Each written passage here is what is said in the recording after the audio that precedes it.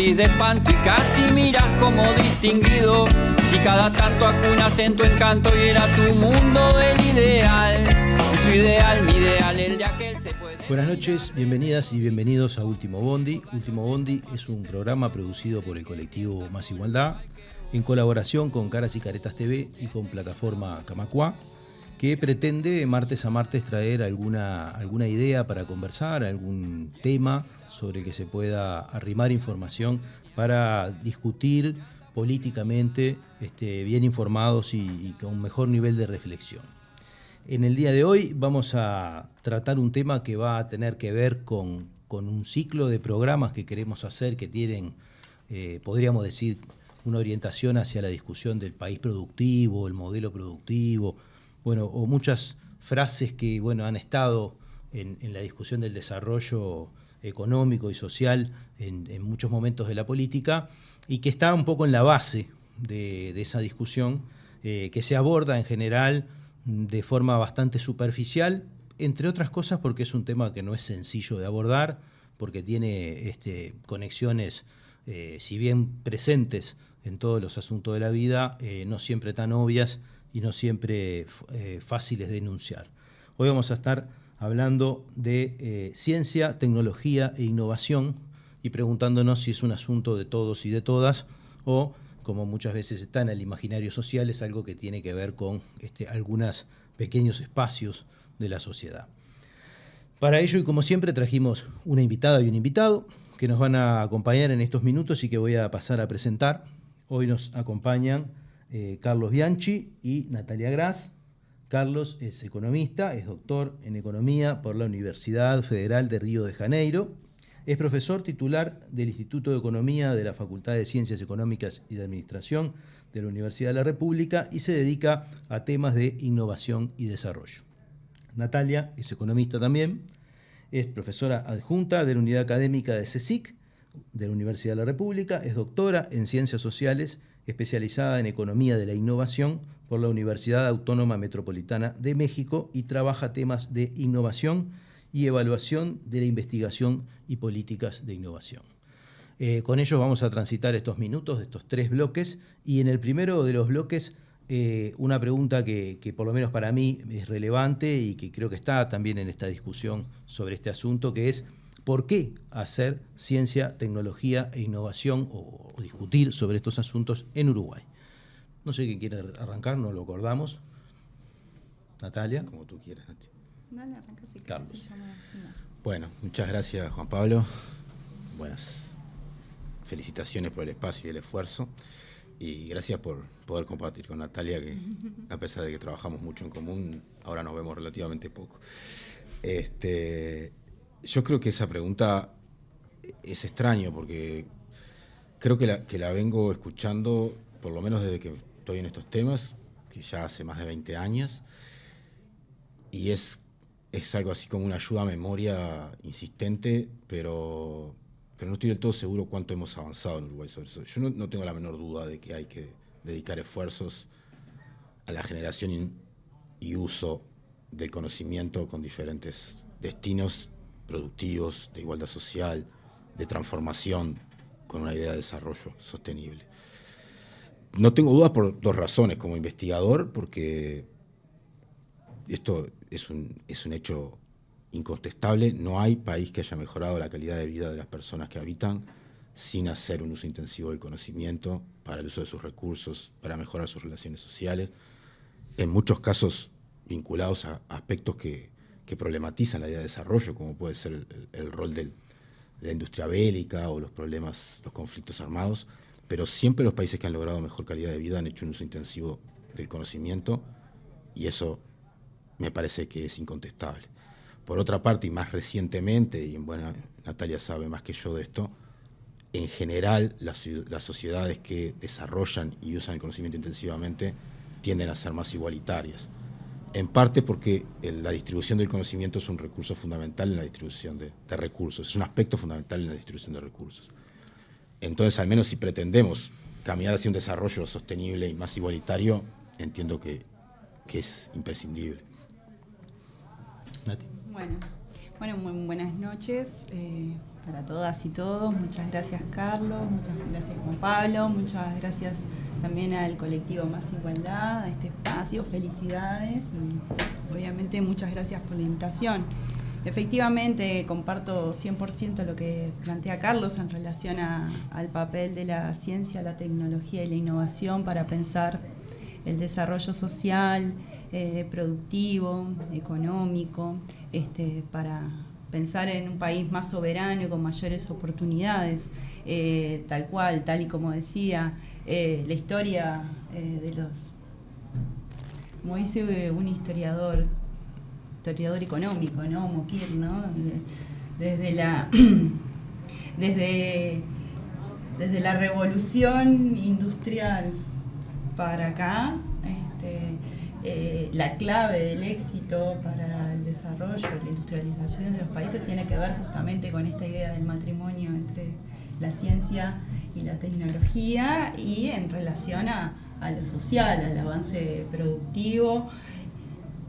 Es más, uno de los principales factores que están en la base de la desigualdad o la divergencia en el crecimiento de los países, en las tasas de crecimiento de trayectoria, las divergencias en las tasas de crecimiento de los países entre los más ricos y los menos ricos o los más pobres, es justamente la aprovechación de las capacidades científicas, tecnológicas y las posibilidades de basar la producción y el desarrollo social y económico a partir del uso de ese conocimiento. Un país no es rico tanto por las capacidades que posee, sino y sobre todo por cómo pone en juego esas capacidades para mejorar la calidad de vida de todas y todos, de hacer un lugar más habitable para todas y todas. En ese sentido me parece que yo los escuchaba y pensaba un poco en una idea que creo yo que está bastante instalada en el imaginario social, que es que lo que es ciencia y tecnología siempre viene de afuera, ¿no? Que es ciencia y tecnología e innovación son asuntos que se dan solamente en la punta del conocimiento y por lo tanto solo los países que tienen grandes capacidades son los que desarrollan este tipo de cosas, que me parece que es una idea muy equivocada, pero me gustaría ver cómo traer otra idea que nos ayude a entender este valor, ¿no? Y de por qué aplica en cada lugar, por más atrasado que sea, por decirlo de alguna manera, esta idea de poder hacer ciencia, poder discutir tecnología e innovación. ¿Querés que vaya? Dale. Bueno, yo me arriesgo ahí y una primer cosa que se me ocurre es decir, incluso para comprar tecnología hay que saber. O sea, no hay chance. Nos pasa a todos y a todas, ¿no? Cuando queremos comprar una computadora, ¿no? Al mínimo algo tenemos que saber, porque si no, ¿qué estamos comprando? Incluso en ese caso hay que saber. Y bueno, entonces está bien, no tenés recursos y vos decís, ay, parece una sofisticación, pero de alguna manera es también pensar en el futuro. Y en esto que hablábamos hace un ratito, ¿no? La cuestión de la soberanía, si no hay o sea, tenemos historia reciente del COVID, o sea, nosotros no somos un país industrializado. Ajá. Pero ¿qué nos pasó con la cuestión de la escasez mundial de vacunas de vacunas y de test primero, ¿no? Y de test, ¿no? Claro. Por suerte está muy bueno ese tuvimos las capacidades forjadas, cultivadas a través de muchos años, ¿no? En la Universidad de la República, que se hicieron colaboraciones con otras instituciones de investigación del país, el Instituto Pasteur, por ejemplo, y bueno, generaron alternativas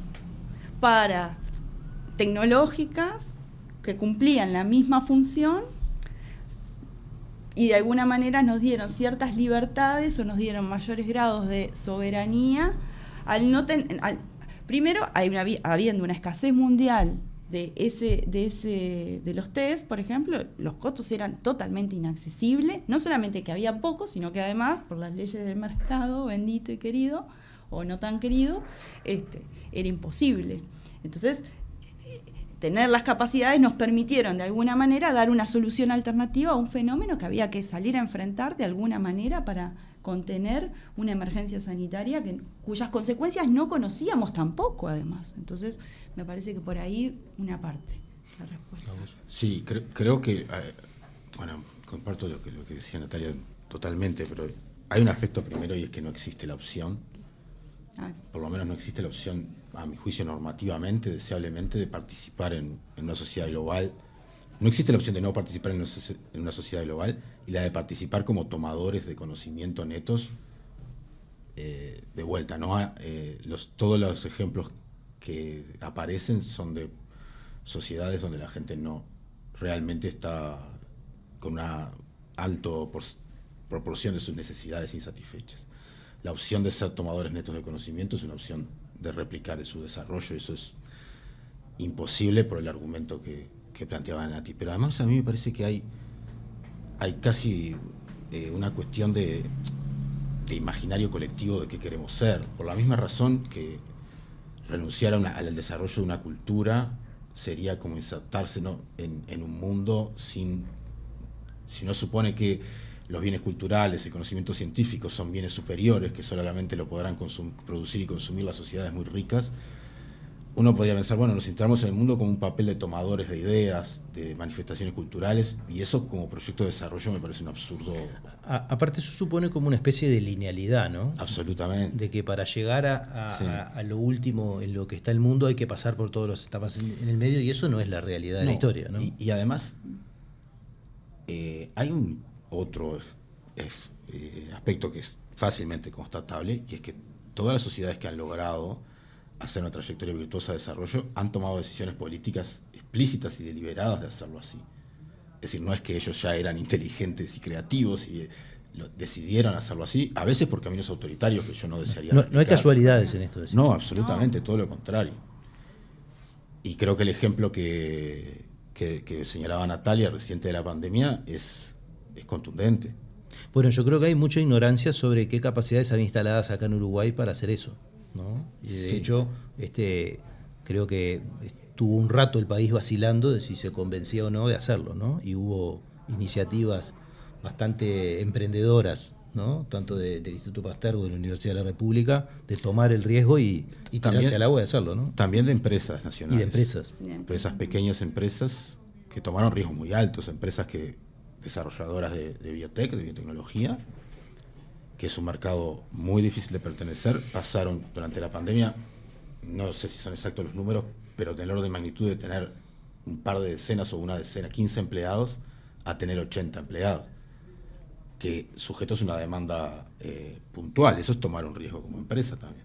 Y tomaron la decisión de hacerlo, y son empresarios de esos que, entiendo yo, contribuyen a esta generación de una economía y una prestación de servicios de calidad más dinámicos, y como la figura del empresario en teoría toman riesgos fuertes. Creo que ahí se dio una cosa curiosa que hasta da bastante rabia, porque hubo un fenómeno de coordinación espontánea entre actores. Me consta de verlo a nivel de rectorado, en el Ministerio de Salud Pública, que en la vida cotidiana sin pandemia es tremendamente difícil. Un poco aquella idea del viejo maestro Hirschman de que uno de los problemas que tiene el desarrollo es que todos se pongan de acuerdo para hacer algo que colabore. Claro, y que todos se pongan de acuerdo quiere decir que todos renuncien a algo. Pues, por lo menos eso le digo a mis hijos. Si todos solamente vamos por el máximo que queremos, quedamos todos. No sé si el agua salada nos ha producido lo mismo, pero estamos parecería que estamos en una era de oportunidades, desde ese punto de vista, podríamos decir, porque se nos puede caer una crisis arriba de la otra. Hace poco compartimos un evento con Carlos, que estamos en un mundo crítico, no es la crisis sino que estamos en crisis sistemática. En crisis permanente. Permanente, ¿no? Igual, no quiero traer un tema, sí. ¿no? Pero el tema del agua en este país, y nos hicieron creer, o de alguna manera, que estábamos arriba de un acuífero y probablemente, no sé, pero no es un problema de ahora. Ahora las condiciones climáticas hicieron un montón de cosas y, no sé, la desidia y poco apego de años y años de política que no avanzaron en una alternativa cuando había evidencia de que era un problema desde... Mínimo soy chica. Hay un punto central, pues yo estoy de acuerdo con eso, que vos lo señalabas recién, Nati, que es, a mí me parece que uno de los serios problemas que tenemos en general para políticas de desarrollo es la escasa disposición a ceder intergeneracionalmente. Claro. Porque como dice Nati, nos criamos en escuelas en donde nos decían somos ricos en agua, no es un problema el agua, a nadie se le ocurrió poner recursos a prever cosas que no habían pasado en la historia.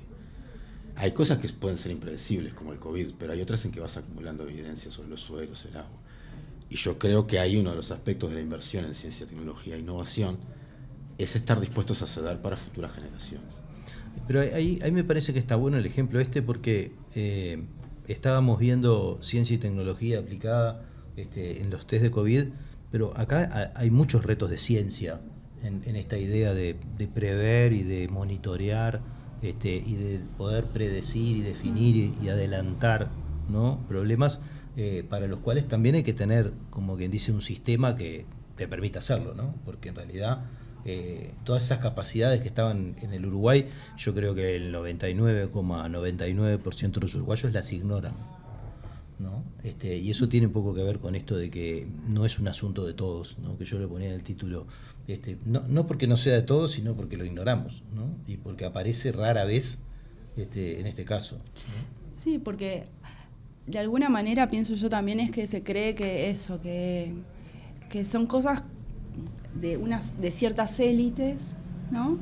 Y también porque en la medida en que no tenemos la práctica de recurrir al conocimiento científico, a la tecnología, a la innovación como un aliado o como una aliada o un aliado para enfrentar diversos problemas que se beneficiarían, su solución sería muchísimo más viable si recurrimos a la ciencia, a la tecnología y la innovación. Como no tenemos ese training, esa práctica, también creemos que es algo que es de otros o es de otras personas, ¿no?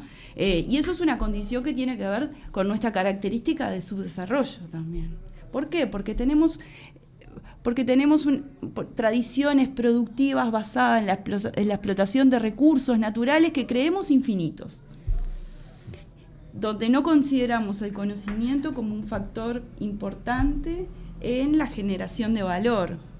Ahí tenemos tasas de divergencia en las tasas de crecimiento, por ejemplo, porque no tenemos una cultura del aprendizaje, ¿no? La mayor capacidad, y esto vuelvo un poquito a la pregunta, ¿por qué hay que hacer ciencia y tecnología en Uruguay, aunque Uruguay no es un país tan rico, ¿no? Justamente porque lo que tenemos que poder lograr es eso, aumentar tenemos que aprender a aprender todo el tiempo, porque es tan dinámica la cosa y es tan complejo el mundo en el que vivimos cada vez más, que cada vez necesitamos de más saber y de más conocimiento y de más. Y por otro lado tenemos el tema de que en esta visión subdesarrollada, porque de cómo percibimos a la ciencia, a la tecnología, también está el diseño de la política. Y el diseño de la política seguimos hoy en día, pienso yo, Carlos, corregime, pero con una mirada lineal, donde cuando digo lineal es justamente hay una interacción muy grande entre ciencia, tecnología e innovación con la sociedad y con la política y con la cultura. Todos esos elementos, decía Freeman, están en interacción y no sería, para entender los fenómenos que son complejos, que no vienen encapsulados, hay que entender esas dinámicas y esas complejidades en interacción para poder actuar sobre ellos. Sin embargo, las políticas que hemos tenido no han sido políticas orientadas a movilizar recursos cognitivos, científicos, tecnológicos para atender diversos problemas, sino más bien han estado... Ensayo y error. sí, o encapsulados en espacios supuestamente aislados. El sector productivo por un lado, el ámbito académico la sectorialidad por otro, clásica de la organización. La sociedad o el sector social por otro, el sistema de salud por otro, cuando en realidad... Y por otro los investigadores, ¿no? Por eso, el sector académico aparte, entonces eso también hace a la dificultad. A este desconocimiento mutuo. Sí, vamos a entrarle a ese tema ahora en el segundo bloque de Último Bondi, así que en un minuto seguimos, no se vayan que volvemos con este tema en un minuto.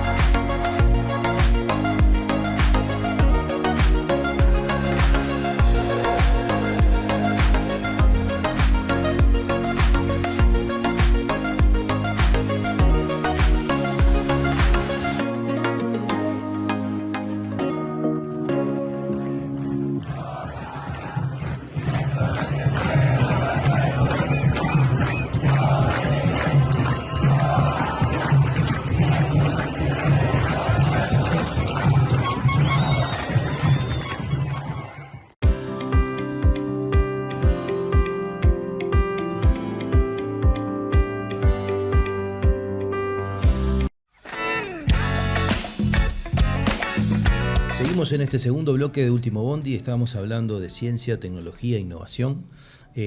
Hicimos una primera aproximación, bueno, ¿qué es esto? Como en todos nuestros primeros bloques, de acercamiento, de entender un poco de qué va el asunto y en qué se relaciona con nosotros. Y habíamos preparado para este segundo bloque esta idea que había empezado a aparecer en el primero, como habitualmente sucede, de qué pasa con cada una de las partes, ¿no? En qué se benefician los sistemas productivos con el desarrollo de ciencia, tecnología e innovación.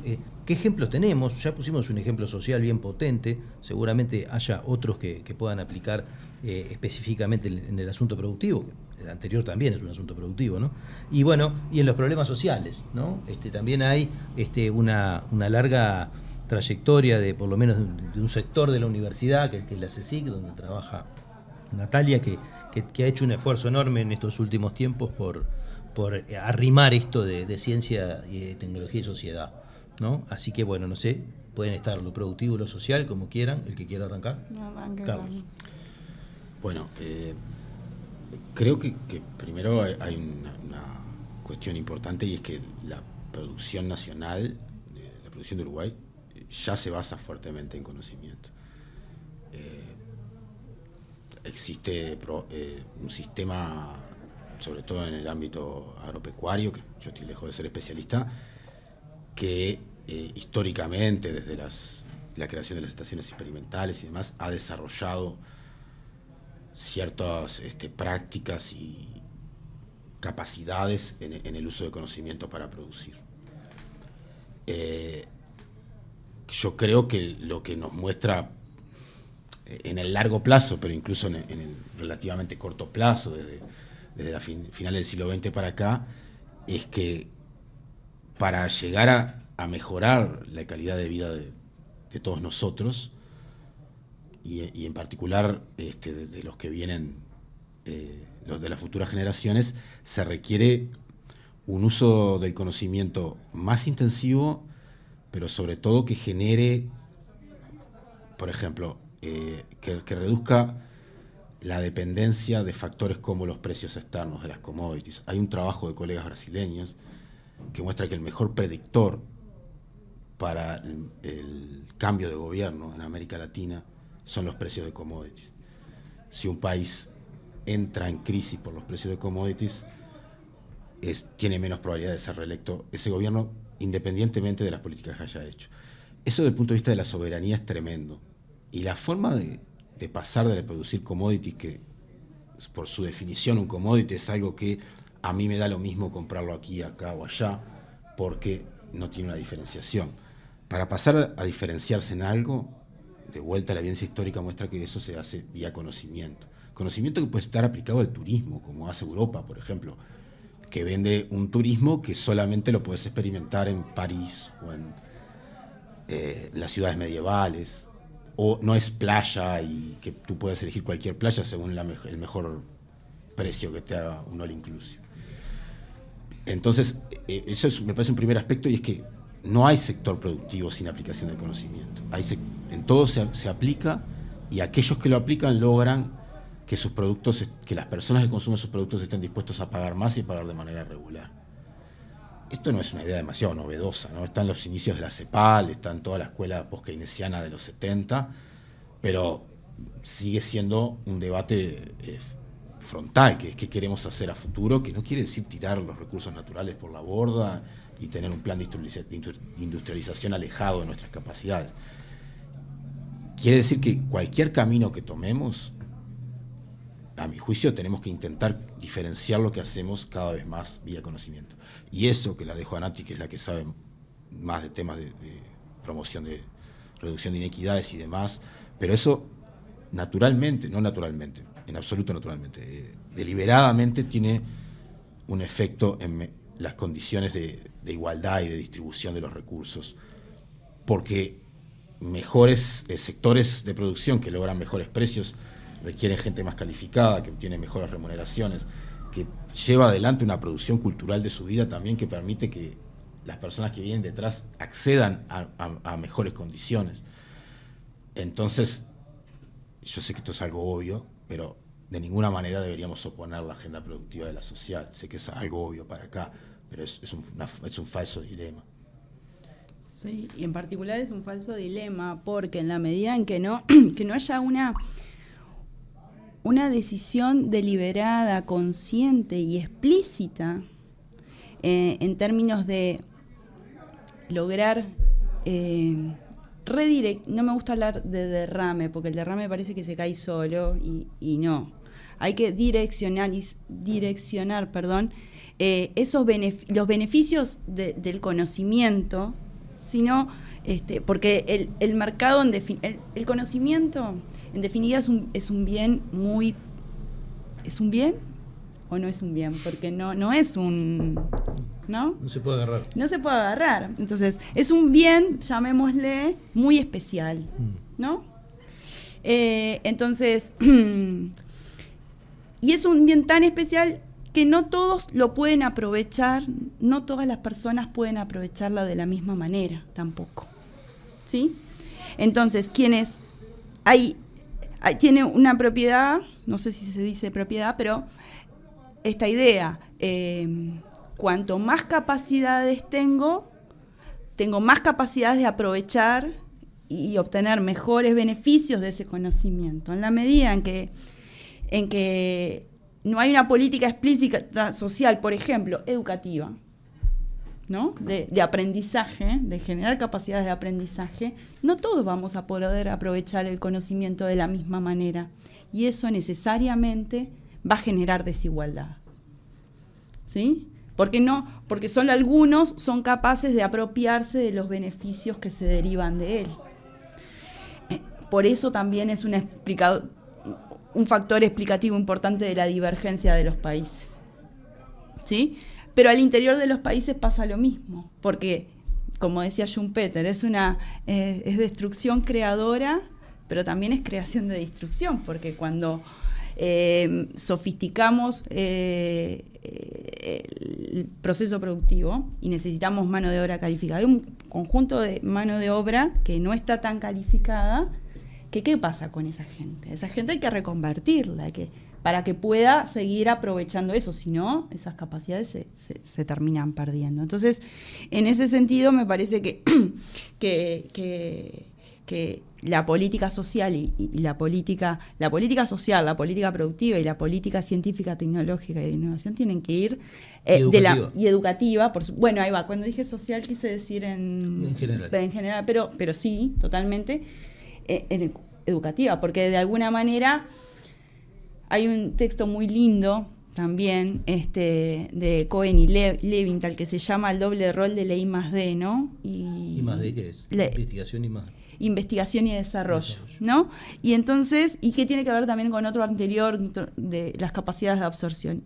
Pero claro, ¿cómo aprenden las personas? ¿Cómo aprenden ¿Quiénes aprenden? Las personas, las organizaciones, los países, ¿no? Entonces, bueno, ¿y cómo aprenden? Bueno, aprendemos estudiando, aprendemos investigando, pero sobre todo, y volviendo un poco al inicio, aprendemos poniendo en uso aquello que aprendemos de la teoría, digamos, o de la investigación, ¿no? Entonces, hay experiencia. Claro, de la experiencia, haciendo, usando, interactuando con otros. Entonces, en ese sentido, volviendo un poquito a lo que veníamos antes, ¿no? La interacción entre los factores culturales, políticos, sociales, económicos, científicos, todo eso hay que tenerlo en cuenta para poder hacer que una sociedad pueda aprender de sus propios procesos, superarse a sí misma y seguir en círculos virtuosos. Si no, nuevamente seguimos reproduciendo círculos viciosos o desigualdades, en definitiva, porque los que tienen esas capacidades seguirán aprovechando y los que no tienen no podrán hacer. Y en ese sentido vuelvo a la pregunta inicial, ¿no? La CTI es un asunto de todas y todos, y yo diría que sí, que tiene que serlo, porque si no, no hay manera de poder, nada, de vivir mejor, en definitiva. Ahí hay un tema que, lo que yo dije de que es un falso dilema, puede verse equivocadamente por algo que dice Nati, que yo comparto plenamente, que es que la generación de conocimiento y la aplicación es desigualadora casi que por definición. Pero esto que decían ustedes en el bloque anterior sobre la sectorialidad y por qué las políticas de CTI pueden ser relevantes, porque las políticas de CTI requieren de políticas sociales en la propia. Si yo preveo una transformación sectorial, debo prever los beneficios y la generación de mejores bienes materiales y culturales, pero también que hay gente que puede quedar fuera o que se pueden ampliar las brechas. Y que esas sociedades partidas en brechas generan serios problemas de desarrollo. Entonces, en una política tecnológica debería estar debería estar explícitamente considerada los aspectos sociales, así como en una política social debería estar considerado cómo el uso del conocimiento podría mejorar los objetivos de desarrollo social. Y probablemente eso mejore a esa idea de ajenidad de los temas de ciencia, tecnología e innovación. Contribuye a ver que estrictamente son un componente de todos los otros sectores. Se me ocurría preguntarles, pensando un poco esto, ¿no? y vislumbrando este riesgo, ¿no? que se genera al producirse, ¿no? esta experiencia desigualadora, ¿no? de innovar y descubrir, investigar, innovar, ¿no? Eso transforma las relaciones sociales y entre otras las productivas. Y muchas veces, muchas de las transformaciones productivas históricamente han sido en el sentido de aumentar la productividad, por ejemplo, y muchas de esas implican prescindir de un factor que en general ha sido el trabajo, ¿no? Y por lo tanto las personas. Entonces, es verdad que si uno no acompaña con otra cosa, corre esos riesgos, y me da la impresión que ese es un poco el destino que hemos corrido los países latinoamericanos en el formato de inserción que hemos tenido, ¿no? Que siempre hemos tenido élites o porcentaje, pedazos de población integrado, ¿no? al mundo, y otros pedazos que no. ¿no? Y yo, un poco en vísperas del enorme proceso de transformación que se está dando hoy y de ese enorme riesgo, yo creo que esto se está tensionando cada vez más, ahí también como que habría un lugar para que la ciencia, capaz que es la ciencia social también, ¿no? Más fuertemente empiece a plantear, creo que de hecho lo está haciendo, porque empiezan a volver algunas discusiones que estaban enterradas, ¿no? de abajo del manto más neoliberal, por decirlo de alguna manera, de si el mundo es para todos o no es para todos y de qué hacemos con esto. Hay un reto ahí de qué idea le sugiere este proceso. Yo lo primero que me surge es que no es solo un problema de América Latina o del mundo subdesarrollado. El capitalismo basado en el conocimiento desigualador, grosso modo, es lo que los politólogos llaman el modo de capitalismo liberal, es el modelo de Estados Unidos. Europa mira a Estados Unidos y dice: no alcanzamos la capacidad innovadora de Estados Unidos porque gastamos en integrar a nuestra población. Y Estados Unidos gasta en cárceles lo que Europa gasta en integración, pero innova más, lidera. Es un modelo también de desarrollo. Bien interesante. Normativamente yo no lo quiero. Sí. Pero está bueno plantearlo en esos términos, ¿no? Porque no es un problema nuestro, es un problema global. Y aparte porque el planeta nos está dando señales. Entonces, y aparece Asia, que es complejísimo, pero en la aldea en donde podemos opinar y proponer y participar, yo lo que creo, lo que se me ocurre es que esto lo suele decir nuestra querida Judith Sutz, maestra de ambos, que hay que tratar de ser culto, y culto no es escuchar a Beethoven, es tener idea de qué es lo que va a ocurrir si yo muevo algo en este sistema, la idea de que las relaciones son sistémicas, de que existen muchos conocimientos complejos, y entonces, por ejemplo, si impulso la creación de un polo de desarrollo en una localidad perdida, lo que puede pasar es que genere una tremenda brecha social allí y que eso genere una consecuencia no deseada. Pero también puede pasar que la prevea, la atienda y que sea un fenómeno integrador. Que dirijas ese derrame que decías vos para que haga algo. Claro, es que sí, es que por eso, con la idea esta de que el conocimiento no es, que es un bien raro, en definitiva, y que el mercado no orienta solo al país, un espacio muy grande para la política para redireccionar, porque si quienes tienen más capacidades son los que están en mejores condiciones de apropiarse de los beneficios de ese conocimiento, quienes no tienen capacidades, ¿qué pasa? ¿Qué pasa con sus problemas? ¿Quién las atiende? Entonces hay que redirigir, porque de alguna manera, ¿quién es el actor? O sea, ¿quién es el actor? Bueno, ¿qué instrumentos tenemos? Bueno, la política, para redirigir eso, y eso, pensar,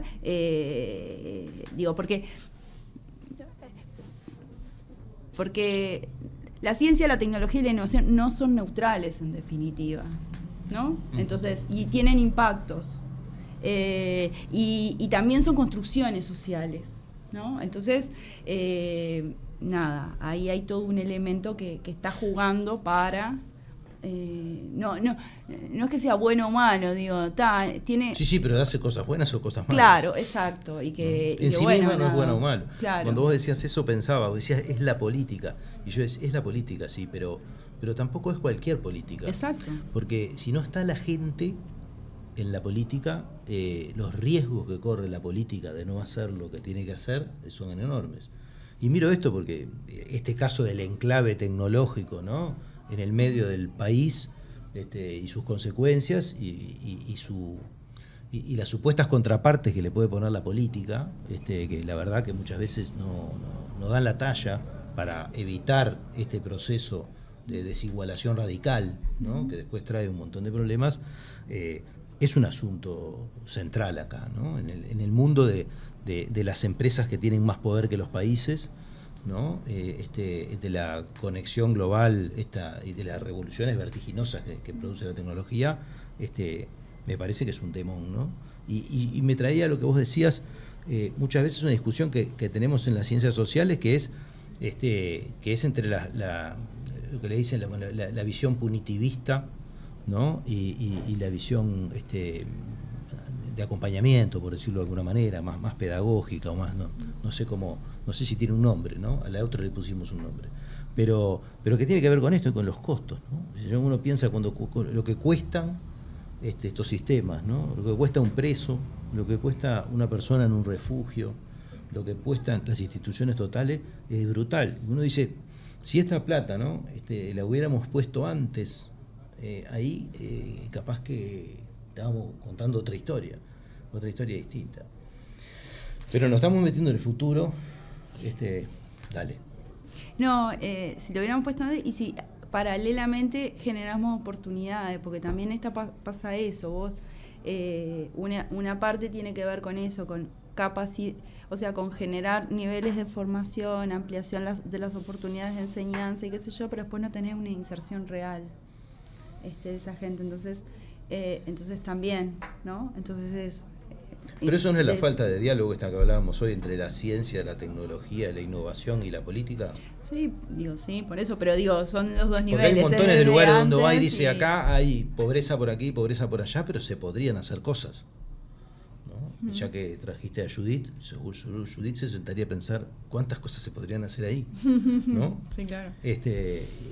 Y ahí hay como que un hiato entre esa cosa. Pero no es la política solamente pensada como el sistema político, ¿no? Es la política como aquella forma más simple de pensarlo, como la forma no violenta de resolución de conflictos.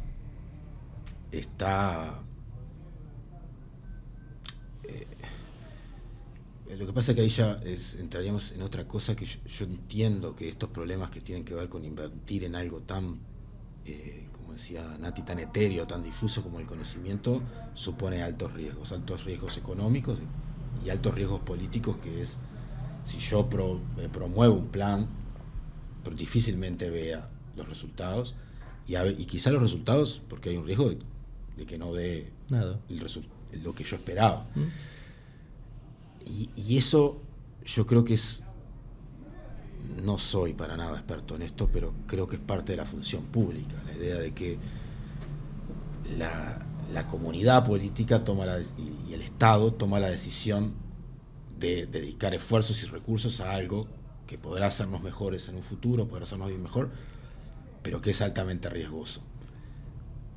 Pero esa decisión de la política pública en muchos ámbitos en nuestra sociedad me parece que está bajo sospecha. La idea de la acción pública en ese sentido, que hay un Estado que va más allá de los intereses particulares y toma esas decisiones, y a veces da acierto, en un portuguesismo mal hablado, da resultado, a veces no. Si yo dudo de la acción pública o tengo la idea de corrupción o vagancia o dejadez en lo público, en lo político, difícilmente logre que alguien tome esos riesgos. Bueno, ahí de vuelta nos volvemos a ese problema de cuando la gente se escinde de la política. La política y la gente no hay comunión. Nos fuimos a la política, que era el tercer bloque, así que nos tenemos que ir a un minuto de corte y volvemos en un minuto para seguir en Último Bondi hablando de ciencia, tecnología e innovación.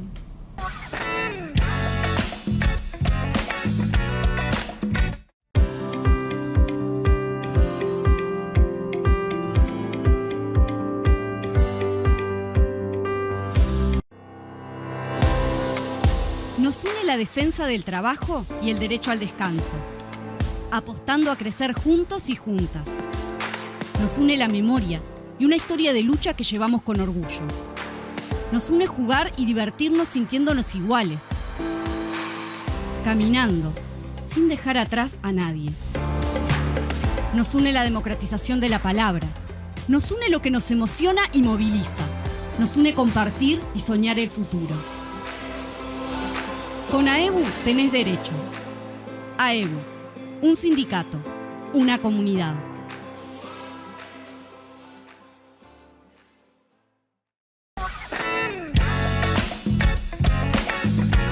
Seguimos en este tercer bloque de Último Bondi. Estábamos hablando de ciencia, tecnología e innovación.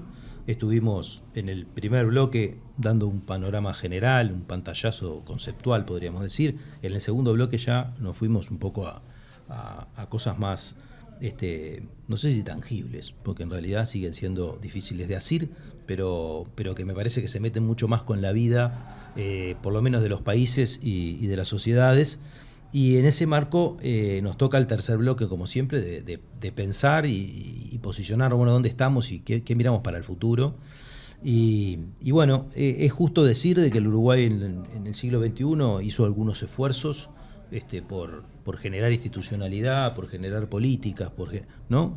Bueno, como en todos estos procesos iniciales, seguramente haya aciertos y errores, y seguramente hay aprendizajes. De esos aprendizajes es importante hacerse, porque si queremos seguir emprendiendo ese camino, por lo menos hay que tener claro, o una idea por lo menos, de para dónde, ¿no? Totalmente. En el siglo XXI se dio una transformación muy fuerte en las políticas de ciencia, tecnología e innovación en Uruguay. Pero me gustaría también señalar algo que decimos con nuestra colega Belén Baptista en un trabajo que se va a presentar en algún momento de este año. En Uruguay, desde la reconstrucción de la democracia, ha habido un fenómeno que es de construcción por muchos periodos, de capacidades, y una singularidad latinoamericana, y es que no ha habido destrucciones, en esta idea de que muchos de nuestros maestros dicen es muy difícil construir y es muy fácil destruir. El único periodo de destrucción que observa la historia uruguaya desde el vallismo hasta acá es la dictadura militar de la más reciente. Después Uruguay construyó el PDCIVA en los 80, la reapertura de la universidad, la creación de los programas PDT y demás, que fueron pequeños mojones, no tan pequeños en algunos casos, ciertamente importantes. Y aún en la crisis de 2002 no se destruyeron capacidades de manera neta como ocurrió en otros países de América Latina. Eso me parece que es muy relevante, la idea de que el desarrollo científico-tecnológico y de las políticas científico-tecnológicas está fuertemente asociado a la democracia, y a lo que vos decías también, a la participación de los actores en esas políticas. Después, en el siglo XXI, se da un proceso de que se toma en la agenda de políticas estos temas con mayor relevancia, aparecen en todos los programas de los partidos políticos de 2004. Curiosamente, en la agenda, nosotros decíamos con otro colega, con Camilo Martínez, que es, comparando estos programas, que es que muchas palabras son comunes, muchos objetivos aparecen en común, el debate aparece más en torno a Estado o mercado como movilizador de estas capacidades entre los partidos políticos. Y en el siglo XXI, si bien se da un gran debate en torno a eso, hay cosas que se consolidan. Se consolidó, bueno, para empezar, quizá la transformación de la ley de 2005, que crea la Agencia Nacional de Innovación, de Investigación e Innovación, que se consolidó como un órgano público de derecho privado, una persona pública no estatal, que desarrolla capacidades de gestión de la ciencia, la tecnología y la innovación, que es fundamental desarrollar esas capacidades. Luego hay 1000 debates y discrepancias, yo he participado de muchos públicamente, sobre cómo ha sido conducida, pero creo que hay un consenso de la relevancia de este tipo de actores con capacidad de ejecución. Después se crearon muchos intentos de política transversal de ciencia, tecnología e innovación, esta idea de que el conocimiento esté en las políticas de salud, en las políticas productivas y demás. Y esto, desde el Gabinete Ministerial de la Innovación, el Transforma Uruguay posteriormente, ha encontrado sistemáticamente trabas a nivel de la estructura del Estado y de las políticas sectoriales de Uruguay y de los propios agentes. Esto es un gran desafío pendiente. Y luego el sistema de políticas más de la que sería la política real, la politics, y no la política pública, es un sistema curioso de Uruguay, porque es un país pequeño, con un sistema pequeño, con un actor enorme como es la UDELAR. Entonces, que además es una universidad pública cogobernada, entonces es una organización tremendamente compleja. Entonces, lo que creo que ocurre es que de alguna manera lo que ocurrió en el siglo XXI es la creación de una política pública a nivel nacional con muchas transformaciones, ganó relevancia en todo el espectro político, a la vez que la universidad procesó transformaciones muy relevantes en ese periodo, sigue habiendo una suerte de un gobierno nacional y un aspecto muy importante que pasa por el gobierno universitario. Que yo francamente no creo que eso esté mal o bien, creo que es ingenuo pensar, hoy probablemente una de las políticas más importantes de investigación a nivel nacional es el régimen de dedicación total de la universidad. Eso cambia radicalmente las condiciones de las personas, salvo las que tienen excepcionales condiciones de trabajo, capacidades de trabajo, que te puedas dedicar a eso. Y eso es una política de laurelar. Y es más, en números es más importante que cualquier otra política nacional. Entonces, de hecho, la política se ha construido mucho, sigue siendo un país con un actor dominante que hay que, a mi juicio, integrarlo e integrarse armoniosamente. Sí. Y en esa línea también un desafío y otro aporte que tiene que ver de cambio, ahora que trae a la universidad y al régimen de dedicación total, es la territorialización de la universidad en el interior del país. O sea, teníamos un sistema previo a 2007, o sea, si bien la universidad ha hecho esfuerzos a lo largo de la historia por descentralizar, de alguna manera, el gran impulso, la gran transformación, y porque además con la lógica, con cómo fue ese proceso de territorialización o de estar la universidad en el interior, vinculado a establecer centros, polos de desarrollo universitario, vinculado, y tiene que ver con lo que veníamos hablando antes también, con las necesidades del territorio, ¿no? Entonces, en la zona este... pertinencia. Claro, exacto, con la pertinencia, ¿no? De desarrollo local, ¿no? Y establecer allí la formación en los campos del conocimiento más pertinentes a los efectos del desarrollo social y local, productivo de esos espacios territoriales. Y eso dinamizó muchísimo el interior, de alguna manera. Eso creo que ha sido un cambio enorme. Nosotros, me acuerdo que fue en el año 2021, en CSIC tenemos un programa que se llama Vinculación Universidad, Sociedad, Producción, y en una de sus modalidades,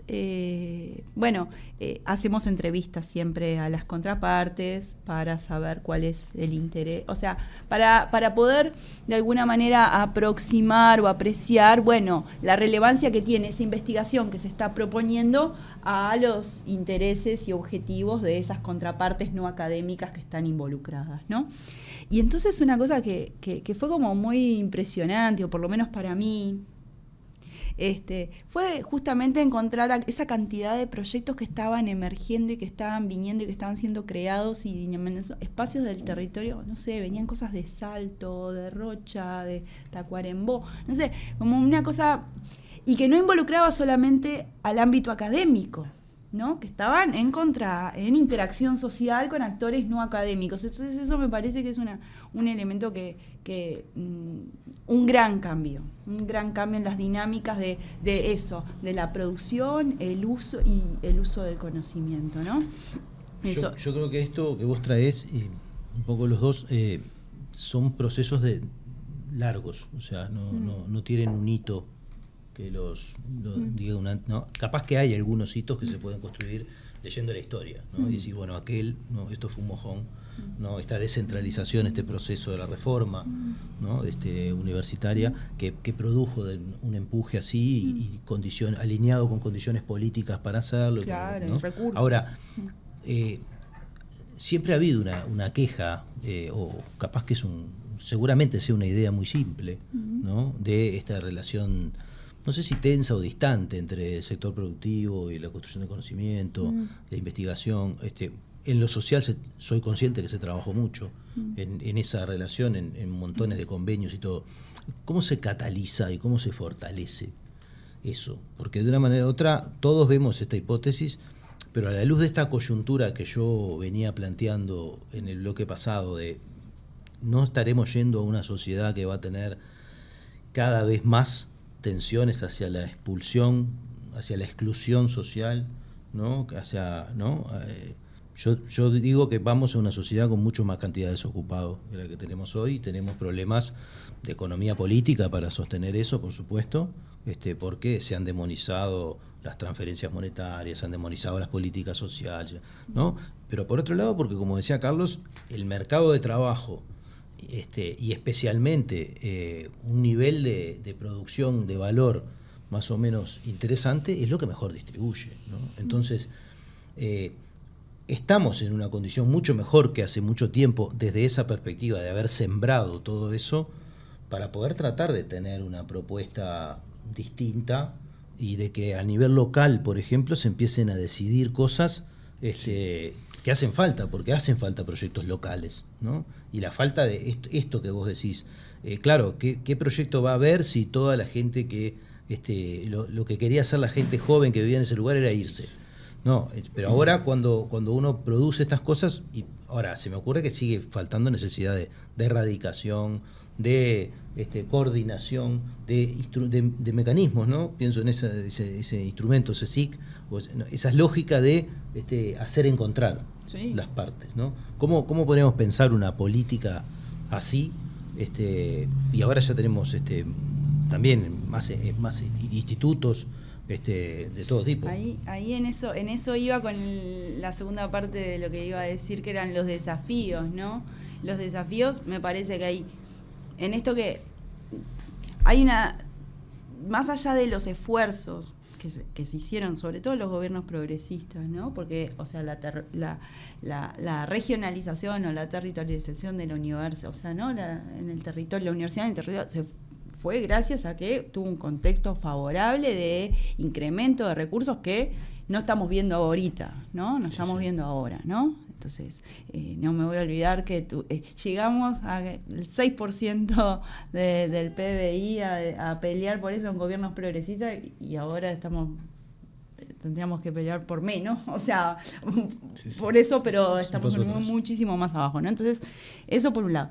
Pero, de todas maneras, falta ese encuentro, ¿no? Creo que muchos de los instrumentos, si bien intencionados o buscando de alguna manera buscar esos encuentros, uno cuando mira las ejecuciones, o sea, ve que los recursos destinados a esto que tienen que ver, producción de conocimiento en interacción con otros que no son academia, en definitiva son los que menos se ejecutan, ¿no? Entonces hay un trabajo grande, creo yo, en eso.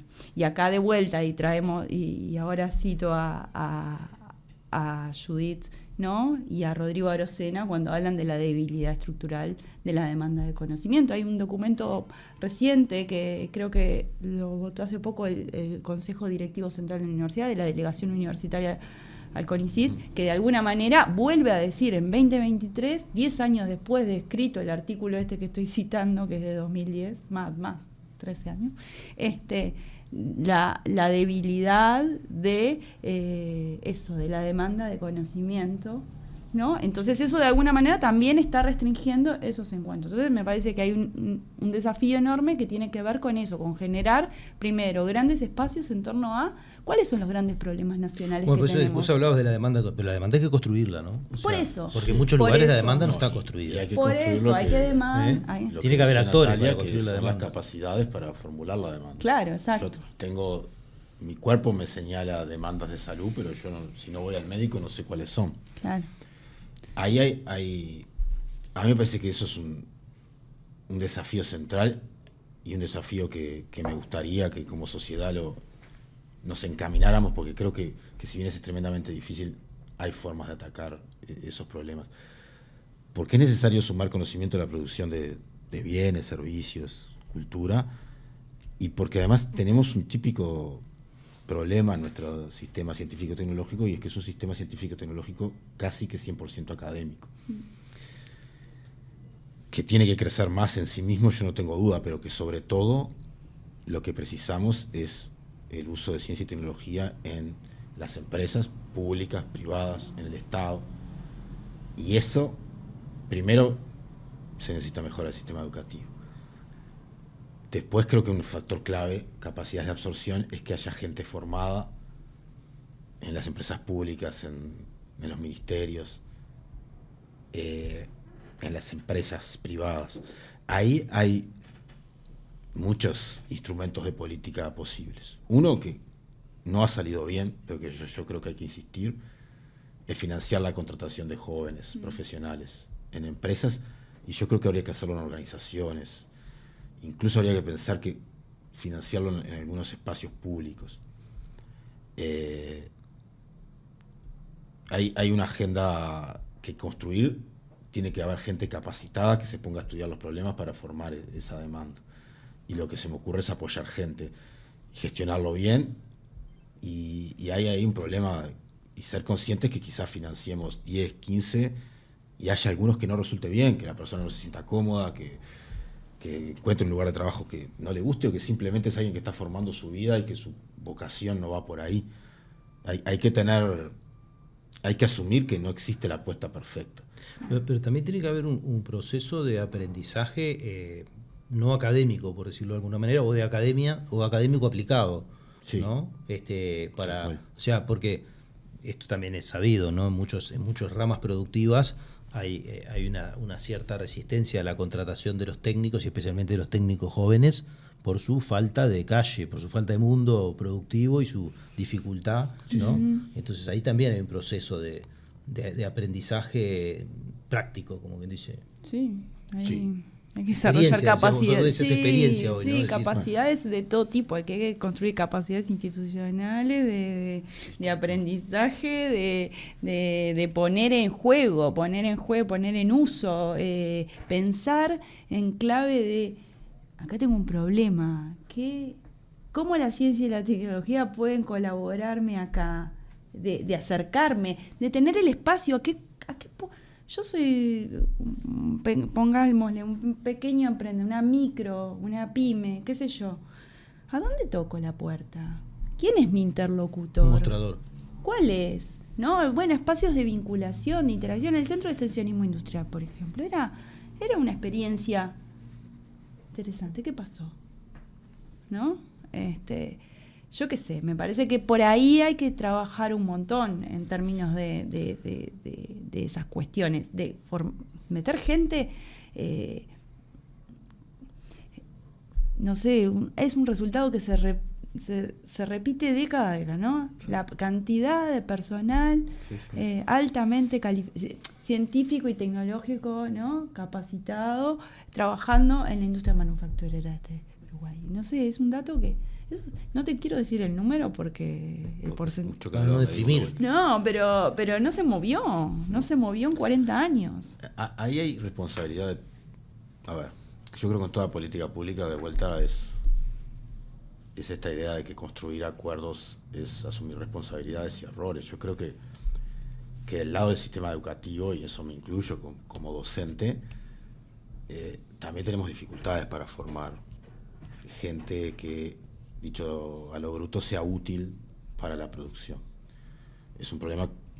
Hace poco un empresario de farmacéutica me decía: yo recibo ingenieros químicos que son capaces de formular matemáticamente la molécula que quieras, pero se formaron en operar máquinas que hace 40 años que la industria uruguaya desechó.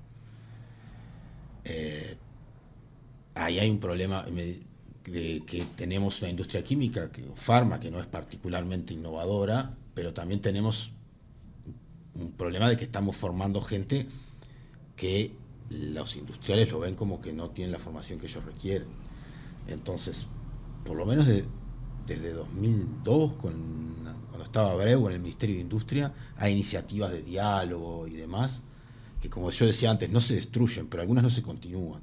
Entonces cada iniciativa viene de vuelta y se identifican necesidades sectoriales. La industria no demanda, la universidad no forma, hay un agujero que se avanzó mucho en la formación técnica, pero todavía queda mucho por hacer. Hay un espacio que yo creo que, como vos decís, si se asume que puede haber mayores riesgos de desempleo, de reemplazo de mano de obra y demás, creo que va por poner gente más formada en todos los espacios de trabajo. Para empezar en los nuestros.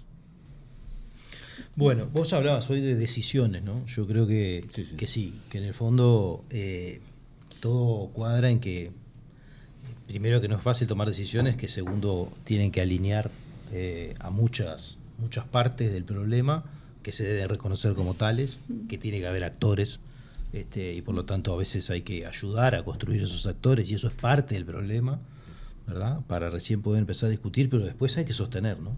Sostener cosas que no se hacen de un día para el otro, y que uno hoy habla de que tiene la universidad en todo el país, pero eso no se hizo así nomás, y mientras se hizo no se notó después, ¿no? Y eso me parece que son las cosas que tienen este tipo de problemas.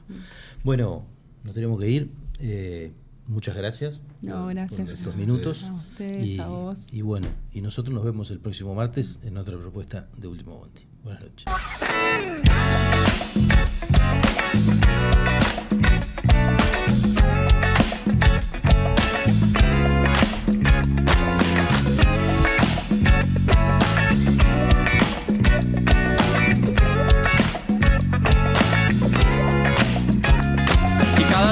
Te morís de espanto y casi miras como distinguido.